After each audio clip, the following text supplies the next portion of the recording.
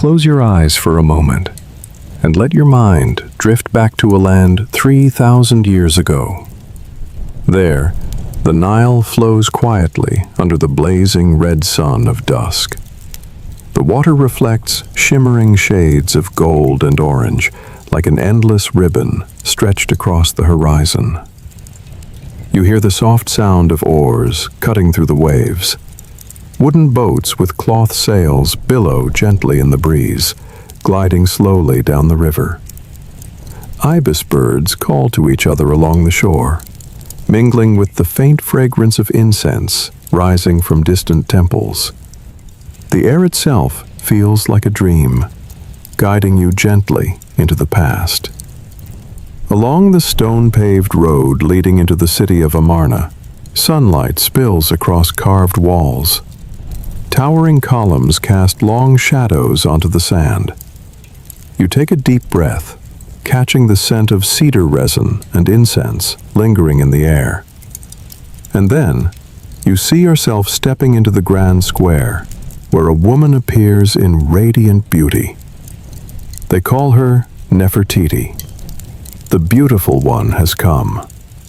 Not only an immortal face, but also a symbol of power and a mystery with no answer. Before we go any further, I'd like to invite you to take a small moment to connect. If you're listening to this story, let me know where you are by leaving a comment. Share your city or the time zone you're in.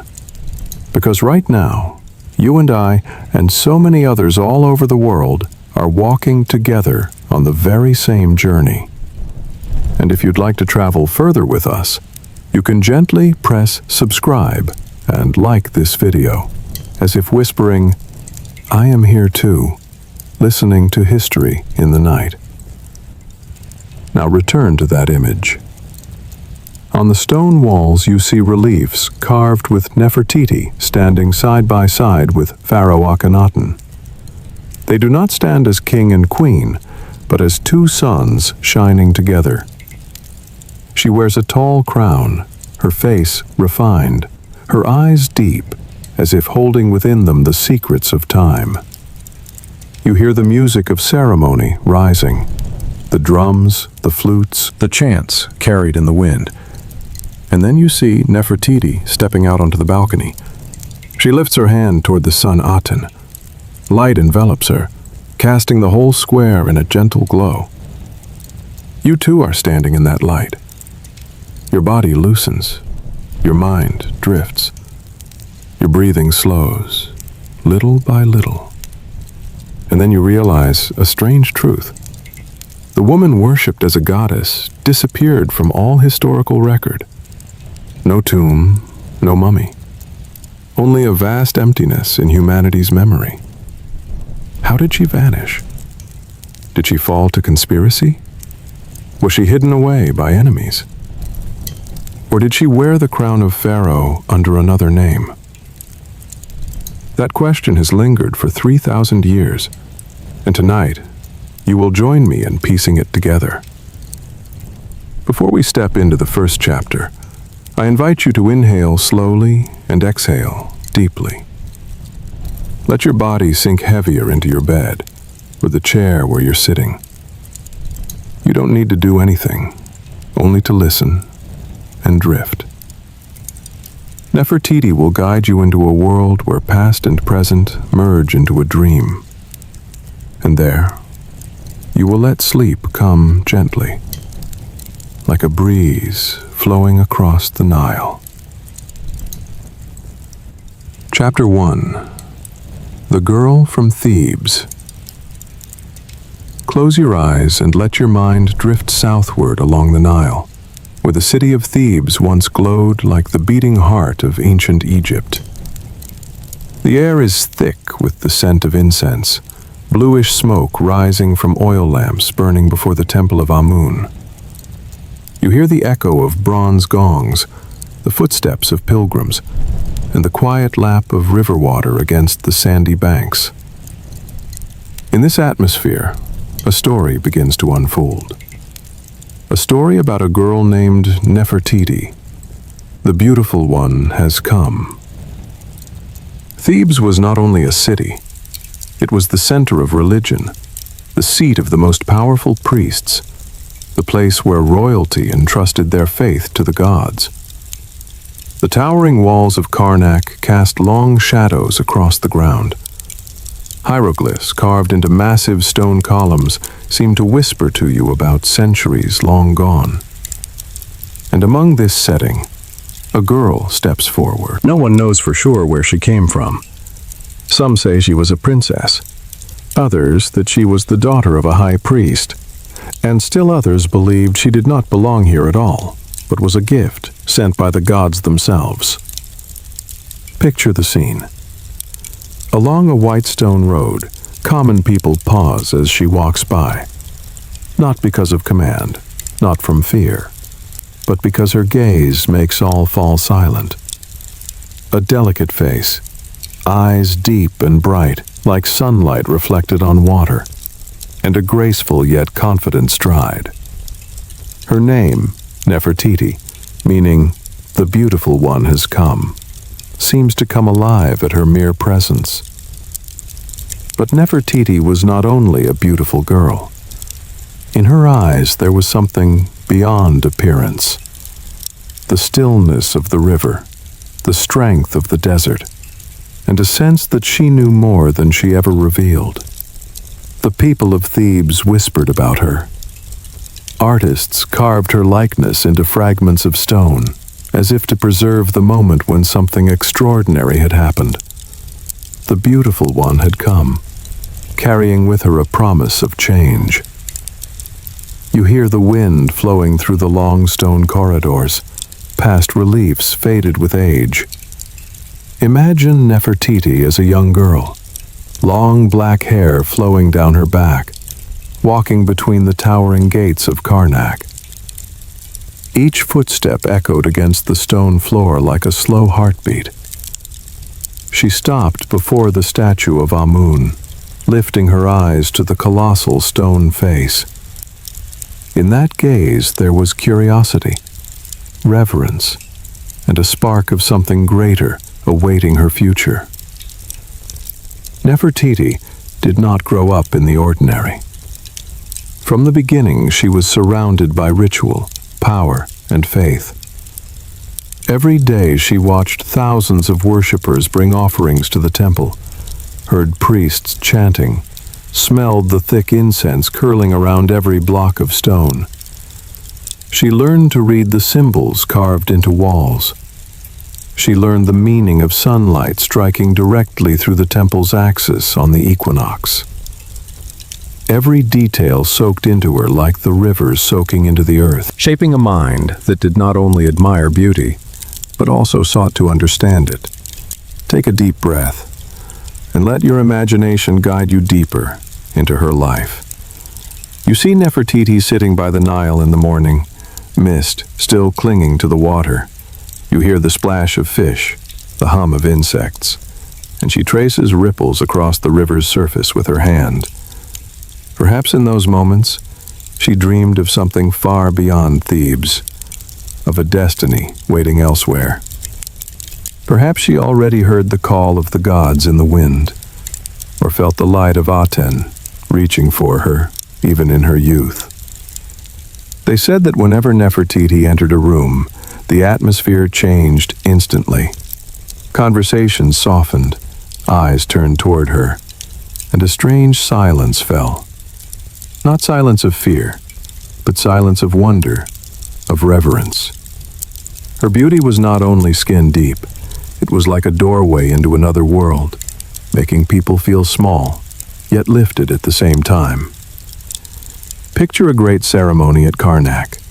Thousands of people gathered, soldiers standing tall, music resounding, and among the crowd, the young girl appeared. Not on a throne, not wrapped in royal power, but simply as part of the scene. Yet everyone knew her presence changed the air. Statues of gods seemed to glow brighter, torches blazed stronger. The beautiful one had come, and with her, a new chapter of history was quietly beginning. Her name, Nefertiti, was not only praise, it was prophecy, a confirmation that the world had changed from the moment she stepped into it. Let the sound of that name echo in your mind like a slow, repeating chant, soft and hypnotic. Nefertiti, the beautiful one has come. Each time you hear it, your body loosens, your breathing slows, your mind feels lighter, as if you too are living in that moment, witnessing the birth of a legend.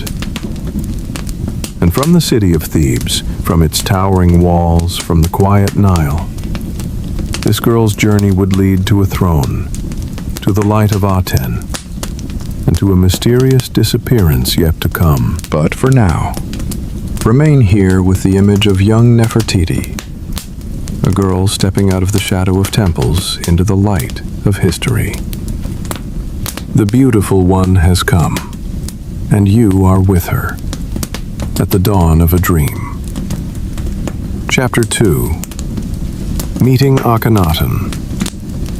Keep your eyes closed, and let your imagination guide you away from ancient Thebes, toward the royal palace where Nefertiti's fate would be bound to a man who would change history. The young pharaoh Akhenaten, the one who would become her companion on a journey both radiant and turbulent. Imagine a morning in the palace, where sunlight slips through massive stone windows and spreads across floors of golden sand-colored brick. The walls are covered in reliefs of gods and pharaohs of generations past. In that setting, Akhenaten appears. His figure is tall and slender, his face long and unusual, his eyes bright, yet holding something unlike any pharaoh before him. When Akhenaten entered a room, people often felt unsettled, both curious and hesitant. For in his eyes there was both gentleness and determination. A determination to walk against the weight of tradition, thousands of years old. Nefertiti met Akhenaten not as a girl meeting a king, but as two souls recognizing each other. They say that their first glance was like a current flowing silently through the air, an uncanny connection born in that instant, as if they had known one another for lifetimes before, or as if the gods themselves had destined their meeting. Picture the scene. Nefertiti in a simple white gown, standing in the morning sun, and Akhenaten approaching, his gaze lingering on her longer than usual. A slow smile spread across his face, and in that moment, Thebes fell silent. Even the Nile seemed to stop flowing. That meeting opened a new chapter for Egypt. Akhenaten was not like other pharaohs. He cared not only for war or monuments.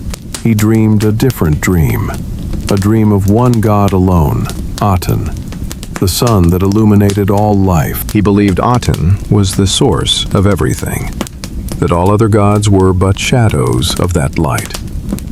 It was a bold and dangerous vision. It threatened the power of the priests of Amun and the temples stretching across Egypt. But Akhenaten did not fear, and when he met Nefertiti, he knew he had found someone who could share that dream. When Nefertiti heard of Aten, there was recognition in her eyes. She did not resist. She did not seem surprised.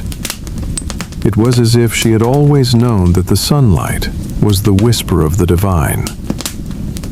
She and Akhenaten were not only husband and wife, they were companions, walking side by side on a path no one had dared to walk before. You can see them in the palace at night, sitting by the glow of oil lamps. Golden light danced across the stone walls. They spoke of a new capital, where Aten's light would shine everywhere. They dreamed of a reimagined empire, where reliefs would no longer show gods with animal heads, but instead a sun disk with rays ending in hands reaching down to touch humanity. Nefertiti tilted her head, listening to Akhenaten's words. and her eyes glowed as if they reflected the very light of Aten. Their marriage was not just a political alliance. It was the meeting of two souls, one man carrying a dream of the sun god, and one woman bearing beauty and strength to turn that dream into living form.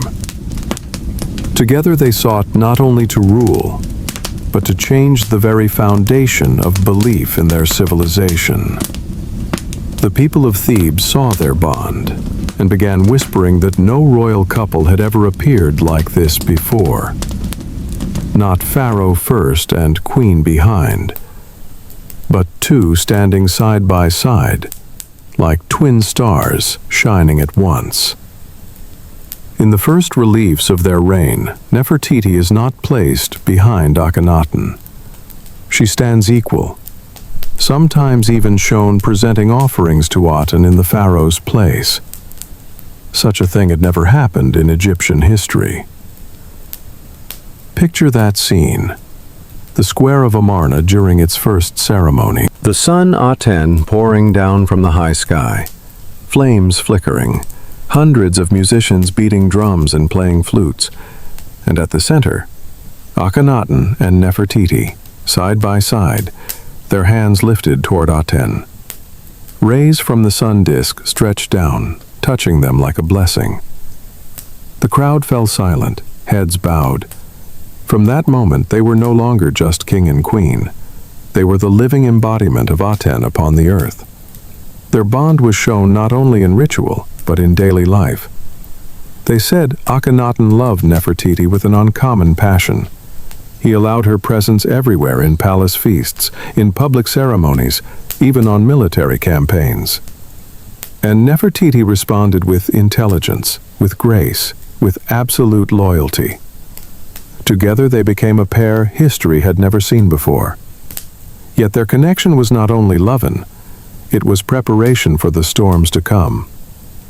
When Akhenaten abandoned Thebes to build Amarna, when he destroyed the old god's statues and raised Aten everywhere, he provoked the fury of the priesthood. And in that storm, Nefertiti did not merely stand beside him.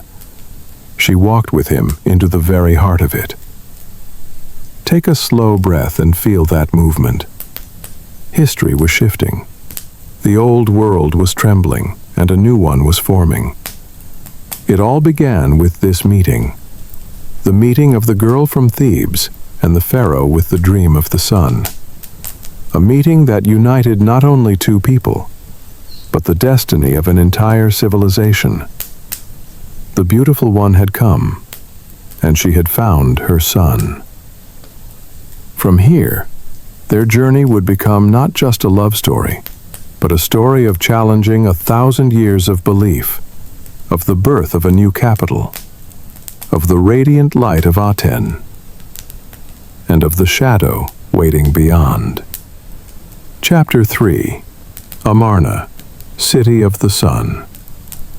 Let your mind drift with the Nile and imagine a land never before built. A place where, from golden sand and mountain stone, a new capital slowly rises beneath the sunlight. That city would be called Amarna. But to those who lived then, it was Akhenaten, the horizon of Aten, where the sun god shone endlessly and without rest. Imagine the very first morning when Akhenaten and Nefertiti stepped onto this land. The pale blue sky stretched infinitely, unbroken by the towering temples of old or the shadows of ancient gods.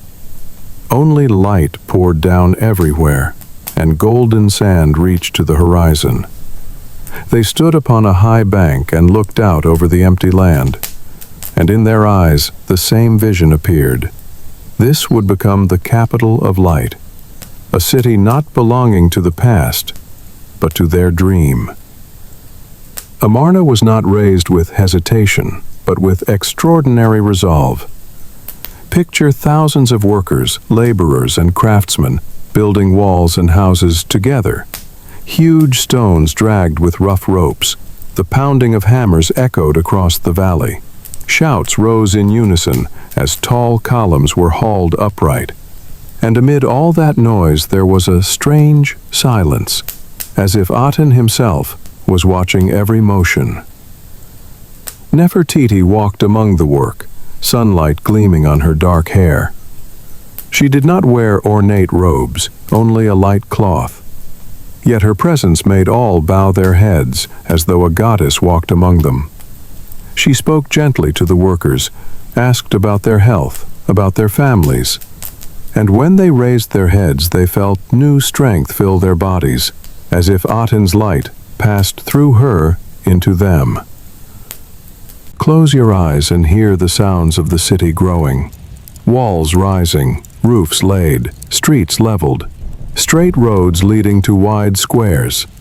At the center stood the great temple of Aten, without a roof, so that sunlight could strike the altar directly. Here, each day Akhenaten and Nefertiti would make offerings, not in shadow, but in Aten's blazing light. Each morning you can imagine the music swelling, thousands standing silent as the royal couple appeared, hands lifted to the sun. Rays stretched down to touch them like a miracle. Amarna was not only a city, it was a declaration. Every wall, every road built to proclaim Aten, the one true God. Every relief carved with the sun disk, its rays ending in tiny hands, reaching to humankind. Paintings showed Nefertiti and Akhenaten together beneath Aten's glow, surrounded by their young daughters, in moments of daily life, so different from the stiff images of earlier pharaohs. Here, the royal family was not distant, but like a family living under Aten's care. Let your mind wander down the new stone-paved streets. You see children laughing and playing.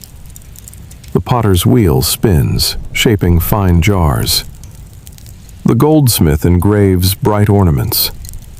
And above all, songs of praise to Aten rise from the central square. A new city had been born, not from stone and sand alone, but from belief. Nefertiti loved Amarna as she loved a child.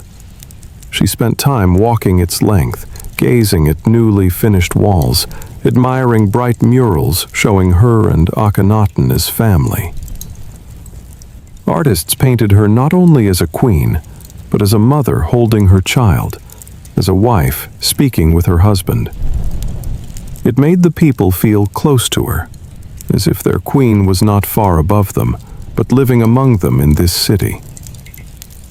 Feel the atmosphere of Amarna in the evening, when the sun leaned low. Red light bathed the stone walls, turning the city into a sea of flame. Ritual music carried across the air, incense smoke rising skyward, and Nefertiti stood upon a high balcony, looking down at the crowd. Her eyes shone with sunlight, while the wind moved the thin cloth upon her shoulders. The people lifted their gaze and felt as if they were looking at Aten himself in human form. Amarna was also where the love between Nefertiti and Akhenaten became a symbol. They were not simply king and queen, but two souls joined in light. Nefertiti often appeared with Akhenaten in carvings, offering together, playing with their children together, eating together. Every moment preserved for posterity to see that they were inseparable, a pair who lived and breathed as one with Aten. Yet beneath the beauty and the light, shadows crept in. The priests of Amun still remained, angered at seeing their power stripped away. Old nobles whispered in the dark that Amarna defied an order older than 1,000 years. The people felt awe, yet also uncertainty, wondering whether Aten's light would truly protect them forever. And within that tension, Amarna was both a dream and a flame that might consume all. Take a deep breath and feel the vastness of this new city. where every grain of sand and every stone held belief and defiance. Walk the paved roads, feel the wind through the wide squares, and let Aten's sunlight pour across your body. Feel that you too are living in Amarna, walking with Nefertiti and Akhenaten in the dream they built. Amarna, the city of the sun, was not merely the residence of royalty. It was proof of an age where love, faith, and power were woven together in light. And from here, Nefertiti's story would move onward, into new chapters where light and shadow meet, where dreams and reality entwine, and where history forever remembers the beautiful one has come as an immortal part of Egypt. Chapter 4. Nefertiti, the co-ruler queen. Let your imagination carry you into the great square of Amarna on a morning when Aten's first rays of sunlight are just beginning to touch the ground. You stand among the crowd with thousands of others. All are silent, waiting. And then you see two figures step through the eastern stone gate. It is Akhenaten and Nefertiti. They do not walk as king and queen in succession, but as two stars shining side by side in the same moment. Imagine that vision before your eyes. Aten's light pours down from the high sky, rays once carved into reliefs, now alive in reality. Hands of light seem to reach down and touch their shoulders. When Akhenaten lifts his hand to greet Aten, Nefertiti raises hers at the same instant. They are no longer two separate beings, but two halves of a single revelation. And in that moment, you feel your own heart joining the rhythm of the city's breath. In all of Egypt's history, no queen had ever stood equal with Pharaoh. Yet here, before your eyes, Nefertiti is honored not only as wife, but as co-ruler. She stands upon the ceremonial dais, not behind, not hidden, but equal. In many carvings, she is even shown presenting offerings to Aten in place of Akhenaten. This astonishes you, as it does everyone around you, but also fills you with wonder, because there had never been a moment like this before. You see clearly the difference in how Nefertiti is present, not only in ritual, but in daily life. She sits with Akhenaten at feasts, not at the far end of the table, but beside him. She appears at councils with officials, not as an observer, but as one making decisions. Whenever Akhenaten speaks, his voice echoes through the hall, and when Nefertiti adds her words, her voice blends with his, making all who listen feel they are hearing a duet, not the command of a single ruler. Imagine yourself inside the vast stone hall of the Amarna palace, tall columns carved with rays of the sun. You hear the wind moving through the openings, carrying the fragrance of incense. At the center sits Akhenaten on his throne, but beside it stands another equal throne, and Nefertiti sits there. When officials enter, they bow to both, not to one alone. This is something new, reshaping the very image of Egyptian power. Nefertiti is honored not only for beauty, but for wisdom. You witness her speaking with generals, her voice gentle yet firm. She asks about the borders, about the harvests, about the health of the people. She listens to every word, and when she makes her decisions, her eyes shine as if Aten himself is reflected within them. Those who hear her bow in agreement, not from fear, but from trust. Remember her name, Nefertiti. The beautiful one has come. But now you understand more. The beautiful one has not only come, the beautiful one has ruled. And you are standing here to witness a rare moment in history when a woman is not a shadow behind, but a light equal with Pharaoh. Close your eyes and picture an afternoon in the palace. Nefertiti sits with Akhenaten and their children. She holds a small child in her arms. The child touches her cheek, and sunlight through the window lights her face. Artists quickly carve that moment into stone, a scene never before seen in Egyptian art. A queen, not as a ceremonial figure, but as a living mother. An image that makes you feel close, as if you are seeing your own family. You walk along the walls of Amarna and see the new carvings. They no longer show Pharaoh defeating enemies or sacrificing to hundreds of gods. Instead, they show Nefertiti and Akhenaten playing with their children. Aten's rays stretch down to touch them like protective hands. Each image a reminder that their power came not only from weapons or gold, but from family, from the light of Aten. In the crowd you hear whispers. The people speak of Nefertiti not only as queen, but as a sovereign in her own right, their protector.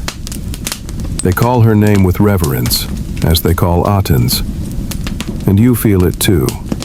Admiration, trust.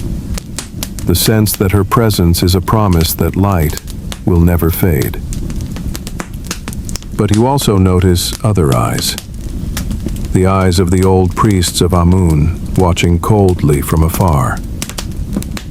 They see their power slipping away. They see a woman standing in a place once reserved for men. And in their silence you hear the sound of resistance growing, like a storm rumbling at the horizon. Yet in this moment, as you stand in the square, hearing the music of ceremony, seeing Nefertiti and Akhenaten lifting their hands to Aten, you know you are witnessing a miracle. A moment never before in history. Nefertiti is not only the beautiful one has come, she is the co-ruler queen. And you are here, seeing with your own eyes, the birth of a legend. Chapter 5. The Religious Revolution. Imagine yourself standing in the wide square of Amarna on another morning. The sun Aten is already high, its light pouring down upon the earth, unblocked by the towering roofs of temples. Everything is open beneath the clear sky, and you feel change spreading everywhere. Not only through the city, but through the minds of every person. On that day, Akhenaten and Nefertiti stepped out as usual, but something was different. They did not make offerings to dozens of gods as tradition commanded. There were no statues of Amun with tall crowns, no figures half human, half beast, standing in solemn presence before you. Instead, there was only Aten, the radiant sun. The image of Aten appeared everywhere, on the walls, on the columns, on the altars. Rays stretched down like tiny hands, touching Pharaoh and Queen, and touching you as you lifted your head to the sky. You hear the music of worship, no longer echoing in the darkness of temples, but rising in the open air beneath the sun. The drums beat heavily, trumpets ring out, and thousands of voices chant Aten's name in unison.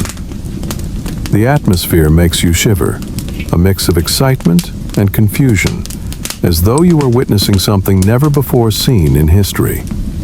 Nefertiti stands beside Akhenaten, her eyes glowing as she gazes toward Aten. She lifts her hands, and you can see the sunlight passing through her fingers, forming a small halo upon her skin. She speaks, her voice slow and clear, declaring that Aten is the one source of life, that sunlight nourishes the plants, the rivers, and humankind, and that all other gods are only shadows of that light. As those words reach you, you feel them striking your heart, and you begin to believe that the sun truly is everything. Around you, the people listen intently. Some faces shine as if they have found a new faith.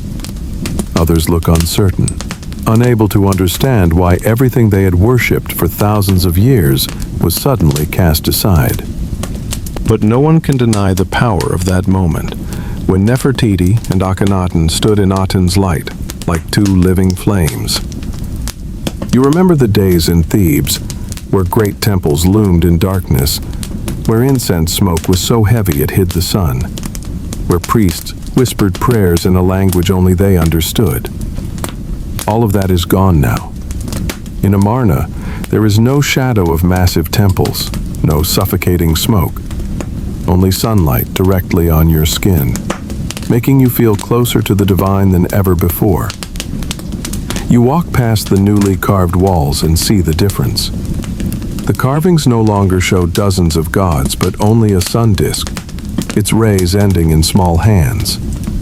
Those hands touch Nefertiti, touch Akhenaten, touch their children, and touch even ordinary people. Each image tells you Aten belongs not only to royalty, but to all. Nefertiti becomes the face of change. She appears in many ceremonies, presenting offerings to Aten, not only beside her husband, but at times in his place. She wears white robes, sunlight glowing on her dark hair and refined face.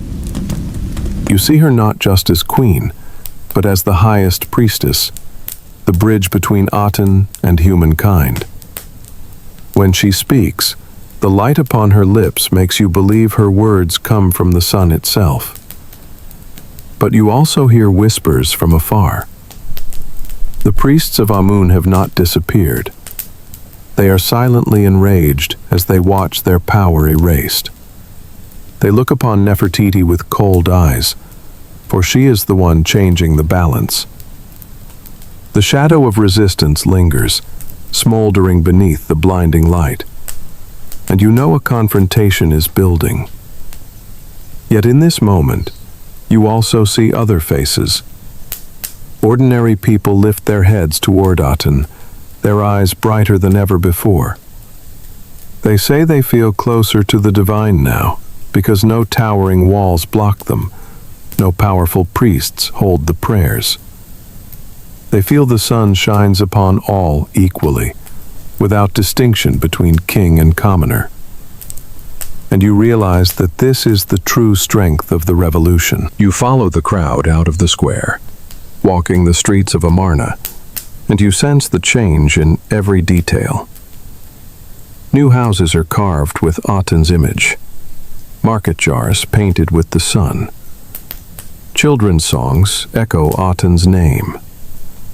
And you hear laughter and conversation everywhere, as though the new light has brought new life.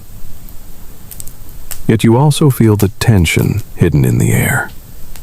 Some whisper that they miss the old gods, that they fear Amun's wrath, that abandoning the past is dangerous. You hear those voices like a chill wind blowing across the midday heat, reminding you that not everyone is ready for change.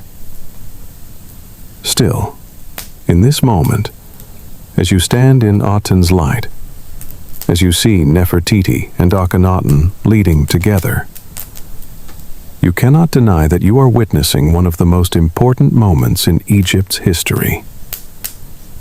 A moment when a queen is not only co-ruler, but co-leader of a religious revolution. A moment when the sun becomes the one God. And all of us stand beneath the same light. Take a deep breath and let that light fill you. Let yourself become part of the crowd. Feel the heat of the sun on your skin. Hear the music resounding. And let your heart join in the new faith. You are in Amarna. You are witnessing the revolution. And you are a witness to the moment when Nefertiti led an entire people into the age of Aten. Chapter 6. Beauty and Power. Imagine yourself walking slowly through the long corridors of the Amarna palace. The afternoon sun slants through the great windows, Aten's light covering the walls carved with images of Nefertiti and Akhenaten. But here, something makes your steps pause. You see Nefertiti's image not only carved as a queen beside her husband, but as an independent symbol of beauty and power. A presence so overwhelming it feels as though the sunlight itself had chosen a human form to dwell within. Close your eyes and listen to the whispers echoing through the palace. Courtiers whisper about her beauty. Artists whisper about the perfection of every line upon her face. Common people whisper about a queen who is not just the wife of Pharaoh, but the embodiment of the divine. All agree that Nefertiti is unlike anyone before her, and perhaps unlike anyone who will ever come again. You step into the chamber where the famous bust was created. The sculptor sits before a block of white limestone, his hands carefully carving each feature. Every strike of the chisel sounds like a slow heartbeat. And from the raw stone slowly emerges the delicate face, the long neck, the tall crown, the deep eyes. When the face is complete, you feel as if she is looking directly at you across thousands of years. A gaze both tender and proud, making you bow your head as though before a goddess. Nefertiti's beauty was not meant only to be admired. It was used as power, a soft weapon stronger than soldiers or steel. Imagine an audience with envoys from distant lands. They enter the hall expecting to meet Pharaoh, but when the doors open, Nefertiti is present as well. They are overwhelmed by her beauty, sunlight gleaming upon her jewels of gold and precious stone. Every step she takes seems to brighten the entire chamber, and when she speaks, her warm, steady voice makes every calculation in the envoys' hearts dissolve into awe. You are there in another ceremony, where the people of Amarna gather in the square to see Nefertiti appear. She stands upon the high balcony, her dark hair shining beneath the striking blue crown. Aten's light pours over her. The people cheer, but fall silent when she raises her hand. Her beauty seems to cast a spell over thousands, and in that silence, she speaks with power about Aten, about the light, about protection for her people. You feel your own heart slow, your breath quiet, simply to catch each word from her lips. Nefertiti's beauty was not only outward, it was fed by intelligence and confidence. Imagine her sitting in council with Akhenaten and his officials. They argue heatedly about harvests, about war.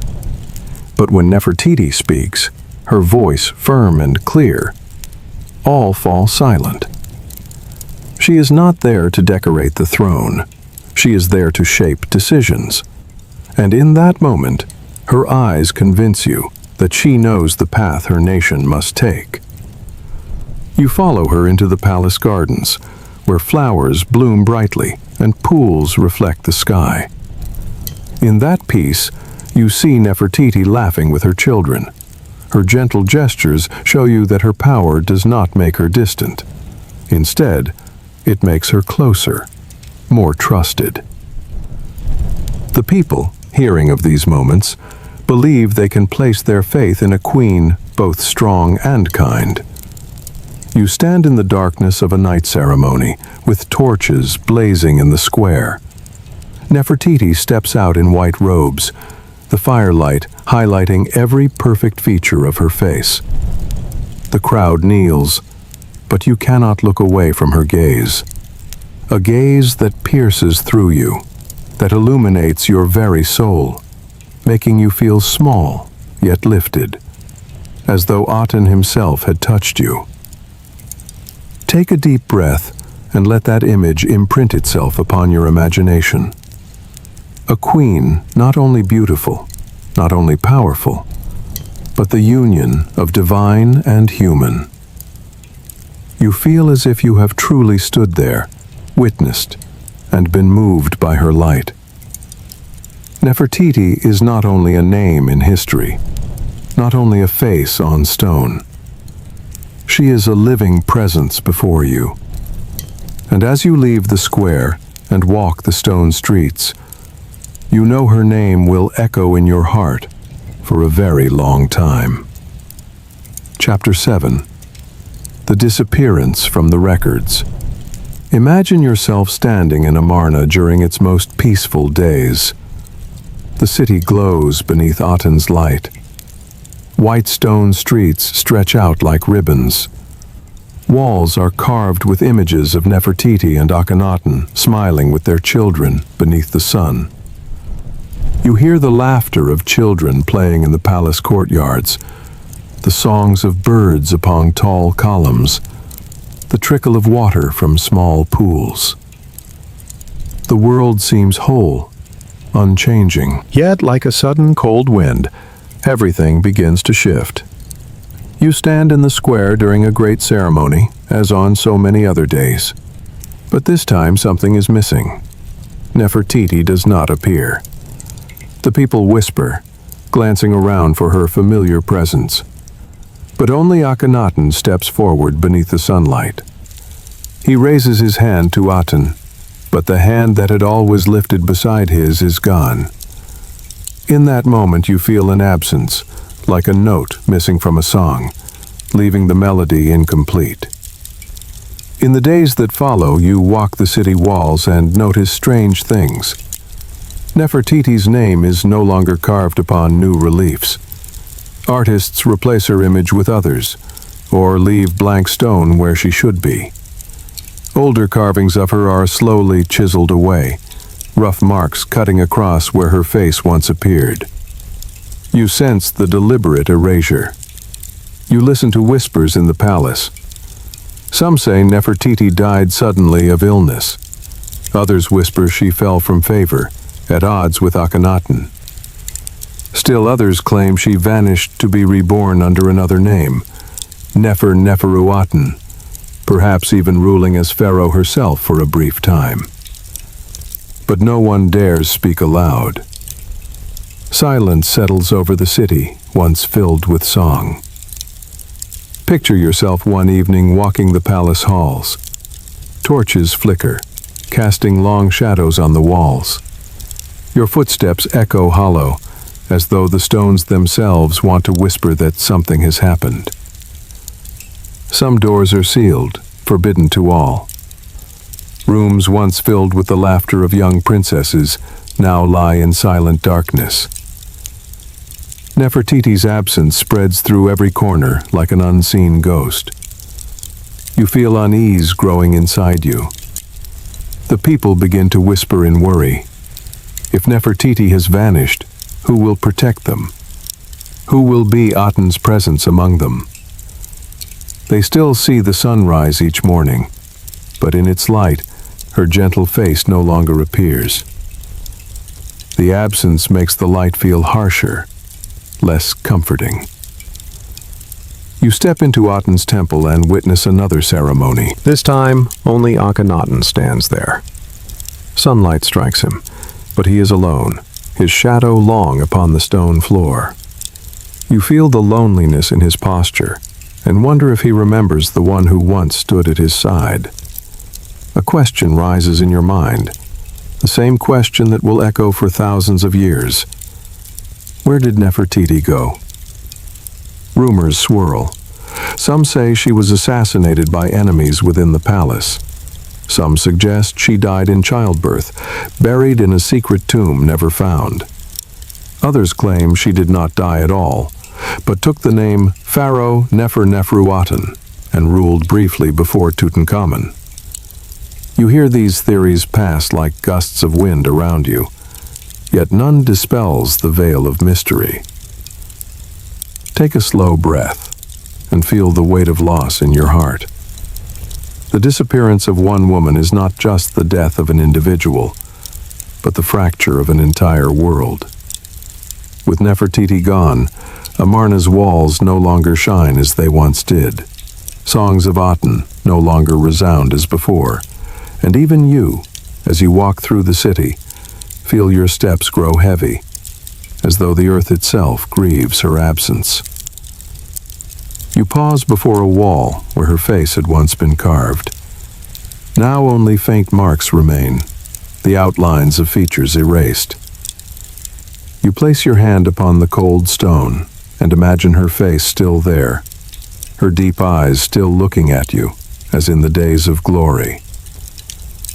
You close your eyes and hear the wind whisper, carrying her voice, gentle, steady, a voice that now exists only in memory, only in imagination. And then you realize you are standing in a turning point of history. A figure once radiant as the sun has vanished from the records, as though she never existed. Yet you know she cannot be erased from the hearts of those who saw her, cannot be erased from your vision as you stand here. It is this disappearance that makes Nefertiti one of Egypt's greatest mysteries. You walk into Amarna's shadows, feeling history breathe around you. You know from here the story will darken with intrigue and collapse. But in this moment, let yourself feel the absence, the silence, like a veil covering the city. The beautiful one had come, and now the beautiful one has vanished, leaving you and all humankind with a question that will never be answered. Chapter 8. The Mystery of Neferneferuaten. Imagine yourself standing inside a stone chamber of the Amarna palace during the turbulent days after Nefertiti vanished from public ceremonies. The atmosphere in the palace is heavier now. Aten's light still floods every space, but it feels harsher, more silent. Footsteps echo across the empty stone floors. And then you hear a new name whispered by courtiers and artists. That name is Neferneferuaten. You wonder, who is Neferneferuaten? A new pharaoh? A hidden heir? Or Nefertiti herself in another form? You stand among the crowd as a new relief is unveiled. The hieroglyphs read Neferneferuaten, a name both familiar and strange. Familiar because it had once been part of Nefertiti's full name. Strange because now it stands alone as a symbol of power. Imagine yourself stepping closer to the wall, gazing at the image of a figure, crowned, regal, offering to Aten. Sunlight strikes down, and you notice the features are not entirely unfamiliar. Lines that echo Nefertiti, the deep eyes, the delicate face. But the name carved beside is Neferneferuaten. In that moment you shiver, asking yourself whether you are looking at someone new or the rebirth of the beautiful one has come. The people of Amarna are as uncertain as you. They whisper that perhaps Nefertiti never truly disappeared, but changed her name to rule directly as pharaoh. They recall how she had often stood equal with Akhenaten, offering to Aten, making decisions. If she truly is Neferneferuaten, it feels like a natural continuation. Yet no one can be certain, for the shadows of concealment cover everything. You stand in a great ceremony where Neferneferuaten appears for the first time as pharaoh in her a towering crown, Aten's light pouring down upon her. The crowd kneels, but inside you hear a familiar question. Could this be Nefertiti? When she speaks, her voice rings out clear and commanding, and you feel as though you have heard it before, an echo from the past returning, making your heart slow its beat. Even modern scholars still debate this mystery. Some claim Neferneferuaten was another daughter of Akhenaten, or an unknown figure. Others insist it could only have been Nefertiti. for no one else possessed such beauty and power. You hear these arguments like distant waves, but standing in Amarna, you feel only uncertainty and wonder. You walk outside into the city and see new temples, walls carved now with Neferneferuaten instead of Nefertiti. When you ask the artists, they remain silent, bowing their heads and continuing their work. You feel fear moving through the sunlight. They know the truth but dare not speak. Or perhaps they too do not know what the truth is. Take a deep breath and feel the tension. The air of Amarna now feels like a thin veil covering something hidden. Aten's light still shines bright, but beneath it lies buried secrets. You feel as though you are standing between two worlds.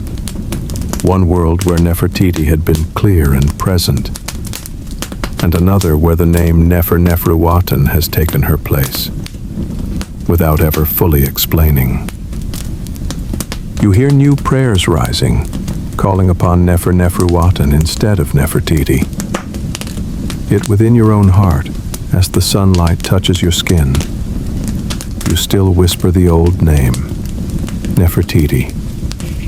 The beautiful one has come. Now the beautiful one has vanished, but perhaps returned in another form, a form you cannot recognize with your eyes, but only feel with your soul. You stand upon the high steps overlooking the city of Amarna and feel the weight of uncertainty spread, the future unclear, the past erased, the present full of contradictions, and you realize you are witnessing one of Egypt's greatest mysteries. The question of whether Nefertiti truly became Pharaoh Neferneferuaten, let that question echo within you. Let it repeat in your mind, like a slow chant. There is no final answer, only ambiguity, disappearance, and rebirth under another name. And it is this very uncertainty that gives the mystery its power, keeping you thinking endlessly of the beautiful one has come, perhaps returned under another name. Neferneferuaten. Chapter 9. The Fall of Amarna. Imagine yourself walking along the white stone streets of Amarna on a morning when Aten's sun still shines, but the air is no longer the same. The songs of praise are quieter now. The laughter of children does not carry as far as it once did. The city still stands, radiant in the sunlight, but within you there is a sense that something is breaking. You see the walls once carved with images of Nefertiti and Akhenaten, now defaced and chiseled away. Familiar faces erased, leaving ugly scars in the stone. Monuments, once raised in faith and light, now stand abandoned. The people who pass no longer lift their heads in pride, but keep their eyes lowered, whispering in worry. You move among them and feel fear threading through every breath. Imagine a ceremony in the square where Aten's light once filled every heart. Now, fewer attend, the music weaker. Akhenaten stands alone on the high dais, raising his hand to the sun, but his voice is hoarse, weary. And most of all, you notice Nefertiti's absence, the one who once stood at his side, his other half, gone for long. That emptiness makes the ritual cold, even beneath the blazing sun. You hear whispers in the shadows.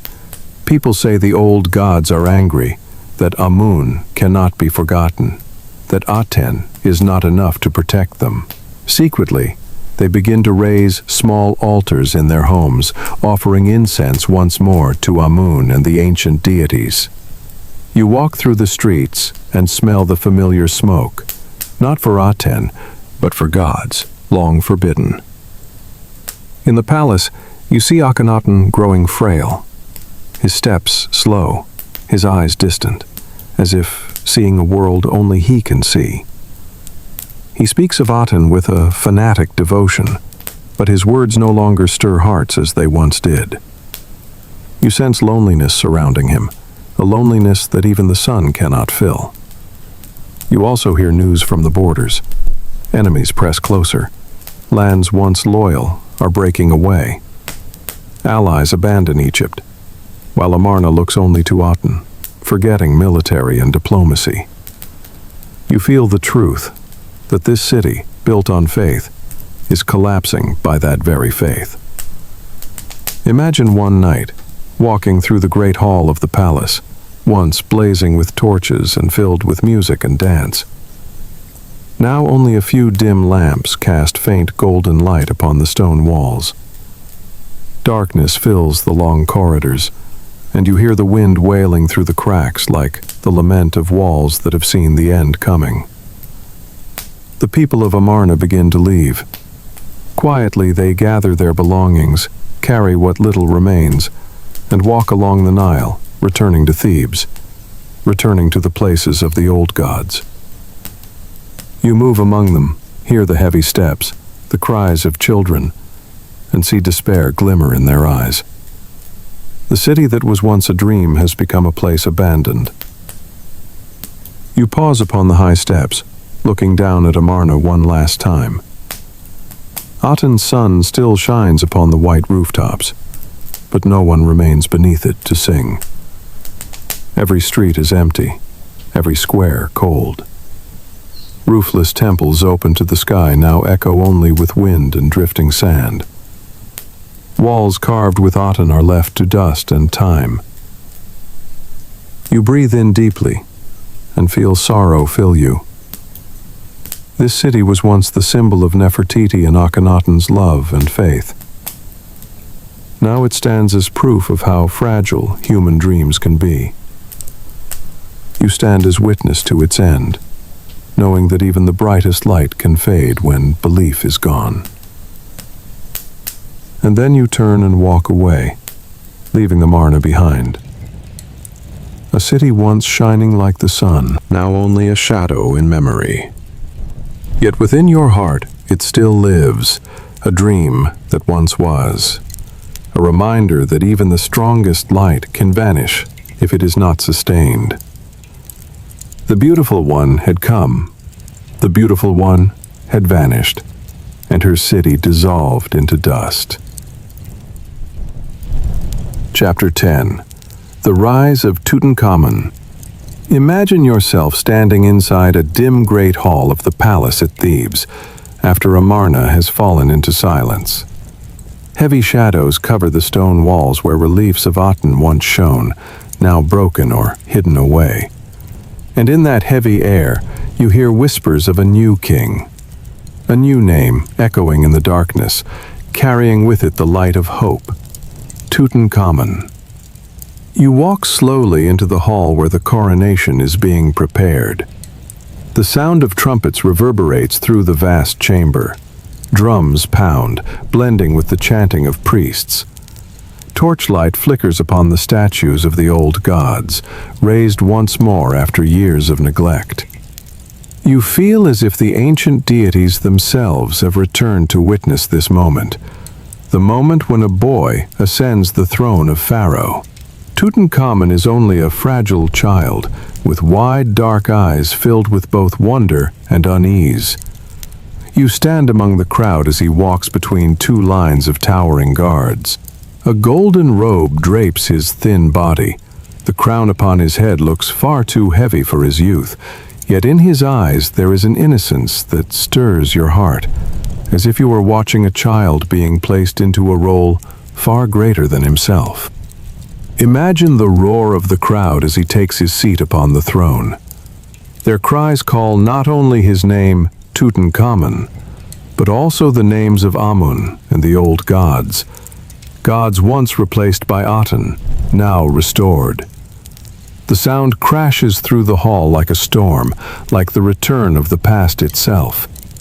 And in that instant, you know the revolution of Akhenaten and Nefertiti has ended. Tutankhamun does not rule alone. At his side are great officials, men far more powerful than his tender age. They whisper every instruction, guiding his words and actions. You see clearly that though the throne bears the name Tutankhamun, True power rests in other hands. But for the people, this does not matter. All they see is that the old gods have returned, that the ancient order is restored, and that Aten's light has been dimmed. You step outside the palace and walk the streets where people rejoice. They rebuild altars to Amun, burn incense, and lay offerings. The elderly weep with emotion. Children sing the ancient songs. You breathe deeply and smell incense thick in the air, a familiar fragrance once gone, now returned, as if it had never left. Yet within you stirs a quiet sadness, because you know Tutankhamun is only a boy, too young to bear the burden of kingship. You notice the lost look in his eyes, amidst the cheers of the crowd, eyes searching for guidance, perhaps for a figure erased from history. Perhaps Nefertiti, the woman who once stood firm beneath Aten's light, who vanished into the shadows. Imagine an evening when Tutankhamun sits alone in the vast palace. A small oil lamp casts light upon his weary child's face. He holds a scroll, reading the old prayers, his voice trembling, unsteady. From a distance you watch and feel his loneliness.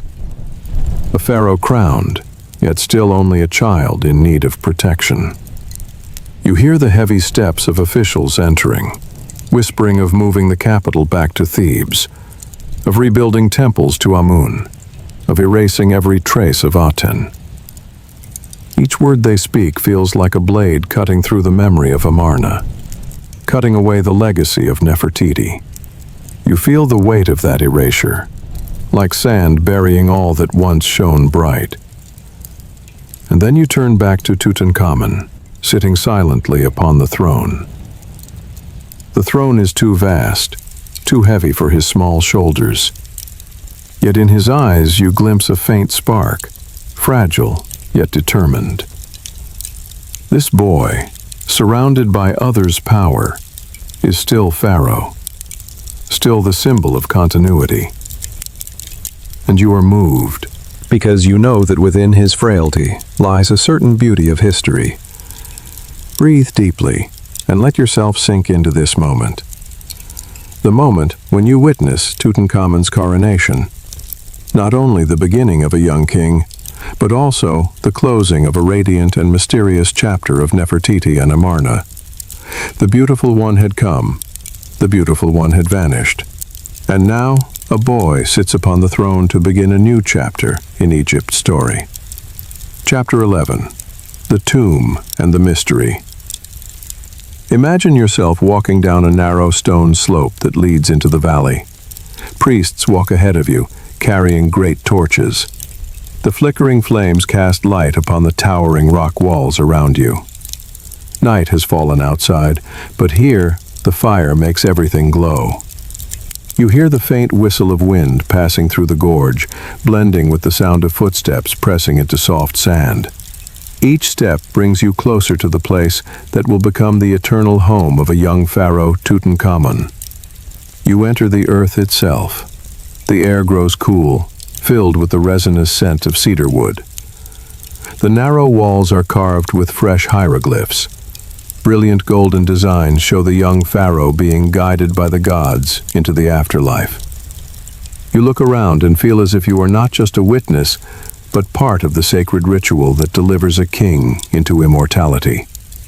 Tutankhamun lies within a coffin of glittering gold. The torchlight reflects upon it until the entire chamber shines. You see the golden face of his burial mask, the long eyes rimmed in black, the lips gently closed as if whispering a secret. That mask gives you the uncanny sense that the young pharaoh is still watching you, still alive within an eternal gaze, though his body has left the world. You draw in a deep breath and feel the solemn weight of the moment. The priests chant in tones that rise and fall like the wind echoing from the past. Each prayer carries the pharaoh's soul further away from the earthly world, closer to the realm of the gods. You close your eyes and feel as though you too are helping guide him into eternity. But when you open your eyes again, you notice something strange. The tomb is too small, too plain for a pharaoh. It lacks the grandeur of other royal resting places. The rooms are narrow, cramped, hurried, as if death had come too soon, leaving no time for a proper monument. You walk slowly along the walls, wondering why such a young king was laid to rest in such a modest place. Around the coffin glittered treasures piled in abundance, golden statues, jewel-inlaid chairs, tiny, exquisite chariots. But they seemed crowded into the small space, hastily arranged, as if there had been no time or perhaps no permission to build a greater tomb. A mystery stirs in your mind, a question with no clear answer. You bend closer to the wall paintings. You notice certain figures that look as if they were painted over, the faint traces of another face beneath, erased and replaced with the image of Tutankhamun. A shiver runs through you. Was this tomb not meant for the boy king? Could it have been built for someone else, then altered at the last moment? Some whisper it might have been intended for Nefertiti, the beautiful one who vanished, whose resting place has never been found. You step into the innermost chamber and feel silence press in around you. Only the sound of your own heartbeat and the faint whisper of wind seeping through cracks in the stone. The golden walls glow in the torchlight, and you feel as if you are standing inside the realm of the divine itself, a world where life and death merge, where history and mystery bind so tightly they cannot be separated. Close your eyes and let imagination guide you. You see the soul of Tutankhamun beside you, a boy wrapped in golden robes, his eyes glowing bright. He looks into the distance, searching for someone who is gone. Perhaps Nefertiti, a stepmother, a guide, a shadow that history never erased. He lifts his hand, as if calling out, but all fades into darkness. You open your eyes again and gaze at the final chamber before leaving the tomb. You know that what you have seen will echo forever. Not only the death of a young pharaoh, but the continuation of a deeper mystery. The mystery of Nefertiti. The mystery of erased images and replaced names. Take a long, slow breath and hold on to this moment. You have stood inside the tomb. You have seen the treasures. You have touched the silence of millennia. And you carry with you the greatest question of all. Who was this tomb truly built for? Tutankhamun or Nefertiti? The beautiful one had come. The beautiful one had vanished. And perhaps she is still here, hidden within the very walls your hand has just touched. Chapter 12. Posterity's Search for Nefertiti. Imagine yourself standing inside an empty chamber of the Cairo Museum on a quiet morning. Pale light filters through a narrow window, falling upon ancient artifacts thousands of years old. You breathe in the scent of dust and limestone, a fragrance that belongs to time itself, mingled with the faint resin of Egyptian relics. Before you stand statues, fragments of pottery, broken walls carved with hieroglyphs. All is silent, yet it feels as if they are whispering to you about an unanswered mystery. A mystery named Nefertiti. Since the moment she vanished from history, the world has never stopped searching. Explorers have scoured tombs, valleys, and temples, hoping to find her trace. At times it seemed the truth was within reach, yet each time there was only emptiness. Imagine yourself with archaeologists entering a chamber opened for the first time in 3,000 years. The air is stifling. Dust swirls in the beam of flashlights, sweeping across painted gods on the walls. Your heart pounds with hope. Perhaps this is the resting place of Nefertiti. You walk slowly down the narrow passageway, your footsteps echoing like the beat of a drum. The light glides across hastily carved hieroglyphs, unfinished drawings, An urgency grows in you, believing the secret lies just beyond the final chamber. Together, you push the heavy stone door. It opens with a groan, like history itself exhaling. But inside is only emptiness. An unfinished room, bare and silent. Once again, you face the void. Close your eyes and picture the moment in 1912 when the famous bust of Nefertiti was discovered in a sculptor's workshop at Amarna. The German archaeologist Ludwig Borchardt, upon seeing the painted limestone face, whispered that he was standing before an eternal masterpiece. Imagine yourself there, as lamplight reveals her flawless features, her long neck, one eye socket still missing its gemstone inlay. The statue seems to breathe, to look at you across thousands of years. A shiver runs through you, as though she is still alive in the present. From that moment, the bust became one of Egypt's most iconic treasures. Yet it raised endless questions. Why was it abandoned in a workshop? Why was such perfection not placed in a temple or tomb? Was it because Nefertiti's mysterious disappearance erased all trace of her? You stand before the bust, and her unfinished gaze seems to follow you, planting in your heart a question you cannot answer. You travel with expeditions into the Valley of the Kings, where in recent years, modern technology scans the walls with radar. They believe hidden chambers might lie behind Tutankhamun's tomb, chambers that could hold Nefertiti. You stand in the burial chamber as machines hum, signaling strange anomalies. Your heart races at the thought that just beyond that stone wall could be the answer to Egypt's greatest mystery. But the results are uncertain, the data conflicting, hope slipping away like sand through your fingers. Breathe deeply and let imagination take you further. You see researchers poring over ancient texts, piecing together scraps of papyrus like fragments of a broken dream. Some lines speak of a nameless female pharaoh. Some symbols match Nefertiti's name. Other passages are scraped away, deliberately erased, and you sense that history itself was rewritten, human hands covering truths we may never fully uncover. You sit quietly in the museum while thousands of visitors pass by every day. Yet in this moment, it is only you and the bust of Nefertiti. The limestone face gazes at you, its tilted eyes gentle and mysterious.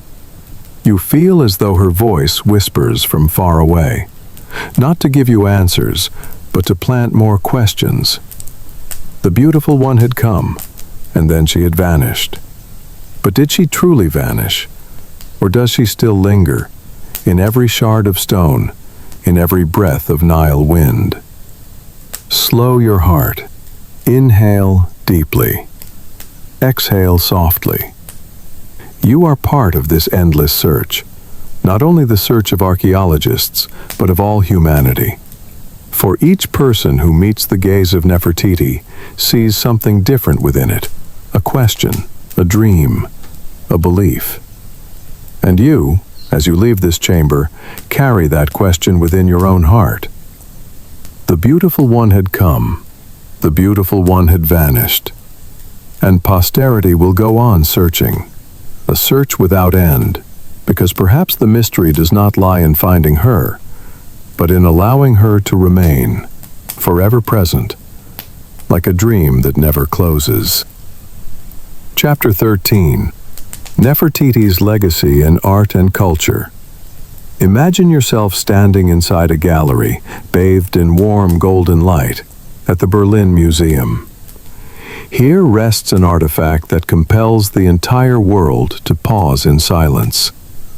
The bust of Nefertiti stands inside a glowing glass case, shining like a lamp in the darkness. You walk slowly forward, your heartbeat steadying with every step, until your eyes meet hers. Eyes carved in stone, yet gazing as though through you, as though she never left this world. You take a deep breath and let the light surround you. You see her delicate features, the proud long neck, the towering blue crown. Together, they form an image so perfect it seems beyond time. The bust is not just a work of art. It is a reminder that Nefertiti lived, that she loved, that she ruled, and that she left an immortal mark on the mind of humanity. And in this very moment, standing before her, you become part of that history. Let your imagination carry you further. You see modern artists drawing inspiration from Nefertiti. They paint her face upon silk canvas. They carve her form in wood and bronze. They weave her into films, into music, into poetry. Each creation is an echo that calls her name. The beautiful one has come. And you feel as though the melody of that name circles around you, slowly, tenderly, wrapping itself around your heart. You step outside the museum and see Nefertiti's image upon the streets of the modern world. Souvenir shops display small plaster replicas. Posters hang in hotel lobbies. Books line shelves, retelling her story. And you realize she is no longer only in the past. She lives in today's culture, in the admiration of travelers, in the dreams of those who love Egypt's history. Imagine yourself walking along the Nile, not in the past, but in the present. A modern boat carries you upon the river, yet you still see the red sun setting upon the desert shore. In your mind, Nefertiti appears, raising her hands to Aten. That vision is so vivid that even after thousands of years, she remains alive in every breath of Egypt. And you feel not only like an observer, but a companion walking with her across time. Nefertiti survives in memory because she embodies the union of beauty and wisdom, of love and power. She is an inspiration to women who find strength in a world still full of barriers. She is a muse for artists seeking perfection in their craft. And she is a mirror for humanity, showing both the fragility and eternity of beauty. You stand there, and all of it flows through you, like a soft wave washing over your heart. Close your eyes and hear her voice echo in your imagination. Slow, like the breath of the Nile, like the wind across the desert. That voice reminds you that history is never only the past. History is alive, flowing in every breath, in every glance. And you are part of that flow when you carry the image of Nefertiti within your memory. Take a deep breath and hold this moment. You have stood before her bust. You have followed her through art, through culture, through every creation that has endured. And you realize her greatest legacy is not a throne, not the city of Amarna, but her ability to keep humanity forever searching, forever imagining, forever in love with the beautiful one who came, and who still lingers in your mind. Chapter 14. Nefertiti in Humanity's Memory. Imagine yourself sitting in an ancient library where shelves stretch to the ceiling, crowded with papyrus scrolls and manuscripts yellowed by time. Golden light from an oil lamp casts shimmering patterns upon the old wooden floor. Nefertiti's face is not here in stone, not in gold, not painted upon canvas. Yet you feel her presence in every page, in every line, as though humanity's memory has woven her into history itself. You step closer to an open scroll and see hurried hieroglyphs, the ink faded with age. Some passages speak of a queen as radiant as the sun. Some describe a ruler who stood beside Pharaoh, only to disappear. You trace the ancient signs with your fingertips and feel the heartbeat of the past pulsing through them. You know these fragments are incomplete, imperfect, but it is precisely that silence, that gap, that draws humanity to search again and again. Close your eyes and let imagination carry you further. You hear the voices of scholars across the centuries, medieval monks reading old manuscripts by candlelight, Renaissance explorers carrying fragments of statues back from Egypt, modern archaeologists uncovering relics layer by layer from beneath the sand. All of them speak of Nefertiti, each in their own way. Yet all agree she is a mystery that has never been resolved. And you sit there, surrounded by the flow of knowledge, as though hearing a whisper stretched across 1,000 years.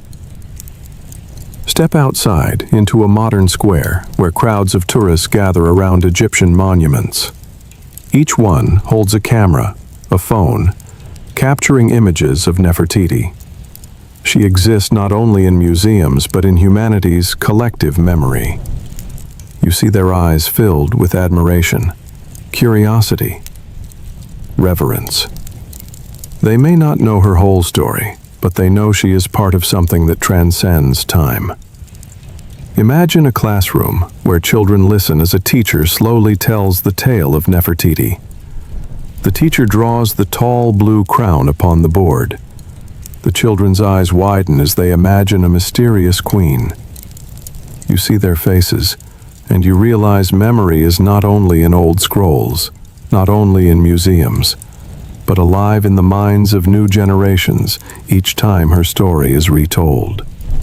You breathe deeply and recognize that humanity's memory of Nefertiti is like a flame that never dies. Each generation adds a log to the fire. Each scholar, another line of text. Each artist, another image. The flame flickers brighter with every new discovery, dims when time grows heavy, yet it never goes out. Because you and I, and everyone who has ever spoken her name, keeps that fire alive. You stand before a mirror in the silent room and see your own face. But within your gaze flickers her reflection, as though humanity's memory has etched her into you as well.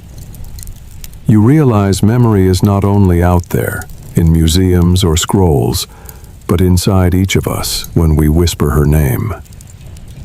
Nefertiti. The beautiful one has come. Let your heart beat slow. Breathe deeply, softly. You are sitting within humanity's memory. You hear voices telling her story from long ago. You see the eyes of modern travelers. You see the smiles of children learning her name. All of it blends into a slow, gentle song, carrying you into stillness. And in that stillness, you understand Nefertiti never truly disappeared. She lives in the collective memory, an undying dream. Chapter 15. Whispers of Sand and Wind. Imagine yourself standing alone in the Egyptian desert at sunset. Before you stretch endless waves of golden sand rolling all the way to the horizon. The sky shifts from blue to violet to fiery red before sinking into darkness. You breathe in the dry air of the desert wind, feel each fine grain of sand slip between your fingers, and in that silence, you hear a whisper, not from human lips, but from the sand itself, from the wind itself. A distant voice echoes from thousands of years ago, calling the name Nefertiti. You walk slowly across towering dunes, frozen waves of time. Each step sinks deep, slowing your heartbeat until it beats in rhythm with the breath of the desert. You close your eyes and hear the wind whistling past your ears. But it is not only the sound of nature. It carries the voices of those who once lived here. Their laughter, their tears, their prayers offered to Aten and to the ancient gods. and within the wind you hear Nefertiti's voice rising slowly. The beautiful one has come. Imagine yourself standing on a cliff looking down at the Nile curling beneath the moonlight. The water shimmers like 1,000 mirrors reflecting the sky. You remember the vision of Nefertiti standing at the riverbank, raising her hands to Aten. You see her reflection upon the water, her deep eyes gazing back at you, as if to send a message beyond the reach of time. In that moment you feel you are not only an observer, but chosen to hear her final whispers. You continue walking into the night. The desert air grows colder, each gust of wind brushing against your skin, making you shiver. Yet in that chill you sense comfort. The voices of sand and wind wrap around you like an embrace, reminding you that you are never alone on this journey. For thousands of years, countless souls have crossed this same desert. They saw Aten's light. They heard Nefertiti's voice. And now, you too are part of those footsteps. Close your eyes and listen deeply. You hear the echo of ceremonial processions long past. The blare of bronze trumpets carried by the wind, the pounding of drums, the chorus of voices lifted in praise. And within that sound, you see Nefertiti walking beside Akhenaten. She wears a white robe, the tall blue crown, her graceful face glowing in the sunlight. Each step she takes makes the sand beneath your feet tremble, as if time itself is opening to let you walk alongside her. Imagine sitting down in the middle of the desert, your face lifted toward the sky, filled with stars. Those stars are the eyes of the ancients, still watching you, still watching Nefertiti. From the Milky Way, light pours down like Aten's countless hands, reaching toward you. And once again, the wind softly speaks her name, as if to remind you that she never truly left this world. She has become part of the sky, part of the sand, part of the eternal wind forever surrounding you. Take a long, deep breath and let your body dissolve into the night. You feel yourself no longer just standing in the desert. You have become part of it. Your breath merges with the wind, your heartbeat with the pulse of the sand. And in that moment, you understand. The memory of Nefertiti is not only carved in stone, not only written in books, not only sealed in tombs. It is alive in Egypt's eternal elements. Now, imagine dawn rising after a long night. Aten climbs above the horizon, blazing like an eternal flame. His light spreads across you, across the sands, across the Nile, across the ruined temples. That light feels like Nefertiti's hand, reaching out to touch you one last time. You open your eyes, see the world glowing, and feel a deep peace in your soul, as though you have received her final message.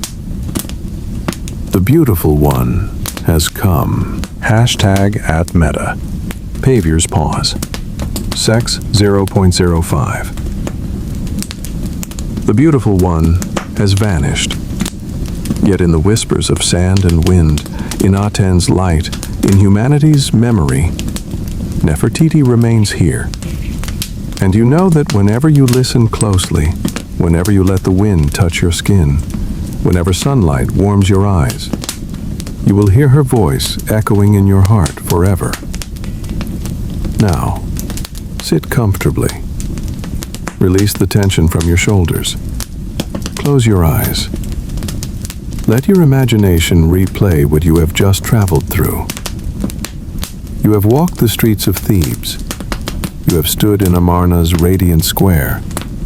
You have witnessed her disappearance from history. You have joined generations searching for her traces in stone, in sand, in words.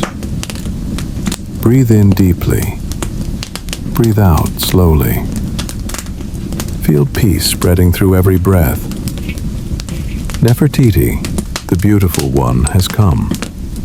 And though she has vanished, you know now she has never truly left.